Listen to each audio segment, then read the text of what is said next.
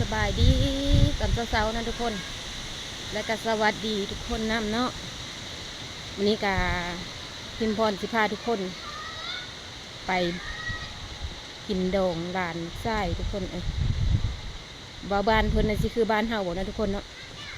ไปเราไปฮับเบิ้งกันเลยทุกคนว่ามันคือกันบ่กำลังสิเดินทางเอาไปนะทุกคนเนาะรถกระจอดอยู่หันทุกคน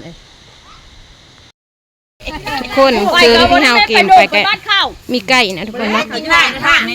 แล้วก็มีหมูนะทุกคนเนาะไปเมืองมหาไส้แข่งขโมนพอแล้วทุกคนนี่ผู้สาวงามก็จะนี่ทุกคนนะจะขัดกันเลยเอาเช็ดจะขัดเลยทุกคนต้นทางคือบ้านปลายทางคือเมืองมหาไส้แข่งขโมนนะทุกคนเนาะที่คนที่พาทุกคนไปทุกคนที่ลัดไปทางดิจิตเนาะทางไปตรงเห็นทุกคนเลยทางนี้ซีเมนทางไปลาดทางเล็กดิบทุกคนเลยบ้านที่คนเราพูดแต่มันเราไม่ได้พูดน้อยพูดอะไรเป็นเรื่องเล็กดิบนะตอนนี้กันนี่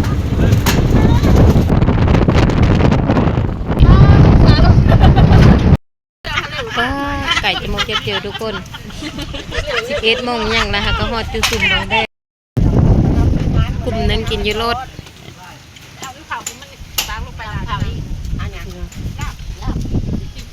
เมื่อแล้วจ้ะกลุ่มนึงนอนกินอยู่ในหาดทุกคนเลยหาดบ่อสูงอยู่จุดสุ่มบางแดดออกมาจากบ้าน8 โมงบ่ายทุกคน11 โมงยังหากระซึ่งเส้นทางยังปลายทางยังอีไก่ทุกคน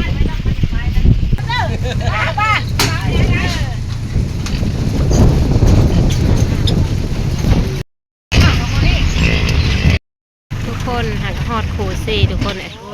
เอารถกระดาษพอดี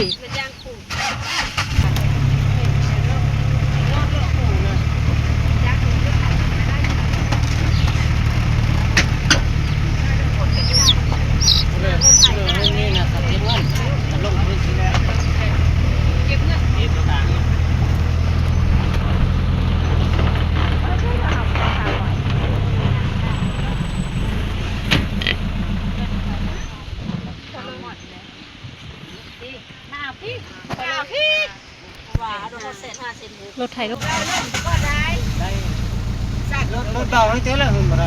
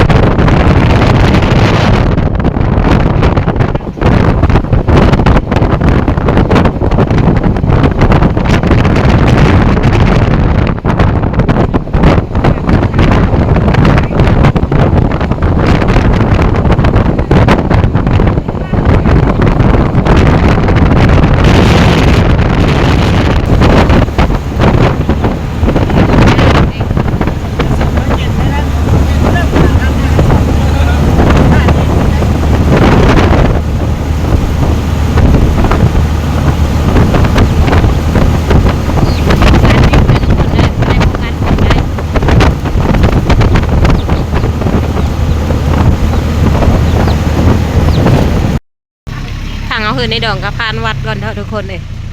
วัดบ้านเพิ่นก็สิประมาณนี้ทุกคนนี่ฮอดแล้วได้มาฮอดมาถึงแล้วได้บัดนี้สิได้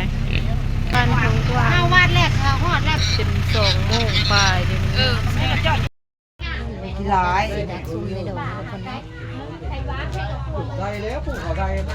ต่างกันมีแต่เพิ่นมาซอยสนาหมอนบ้านเฮาผัดซอยเท่าหมอนนะทุกคนเนาะนี่เพิ่นซอยสนาพร้อมเพิ่นซอยผักกะหล่ำทุกคนเลยส่วนซอยกะหล่ำเฮ็ดยือข้าวปุ้น โตไว้กินลาบ ในดองเพิ่นลูกข้าวปุ้นเป็ดแต่แซ่บได้ทุกคนเลยเส้นงามงาม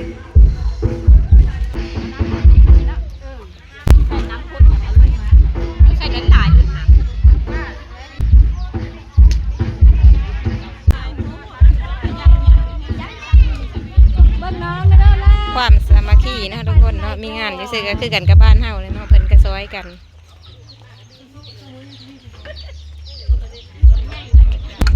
แต่ดองเพิ่นซอยซีนทุกคนเลยซีนสดๆเลยในดองเพิ่นปั้นบักเทมเนาะไว้ซื้อไว้เฮ็ดน้ำข้าวปุ้นปลากะสิต่ำคือกันกับบ้านพิมพ์พอดเลยทุกคนเลย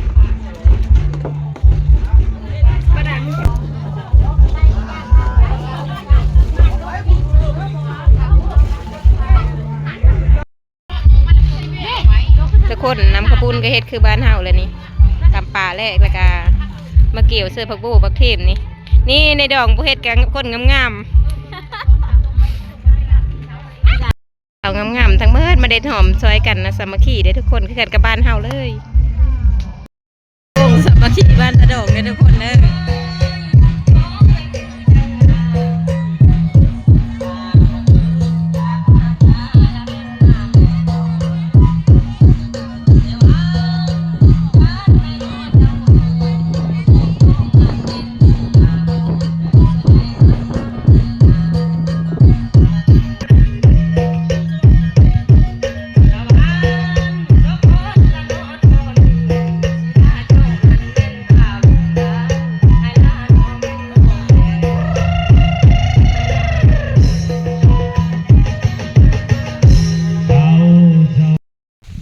ติดตามรับชมในคลิปต่อไปได้ทุกคนเด้อสิมีอีหยังมาเซอร์ไพรส์หลายอันทุกคนเอ้ย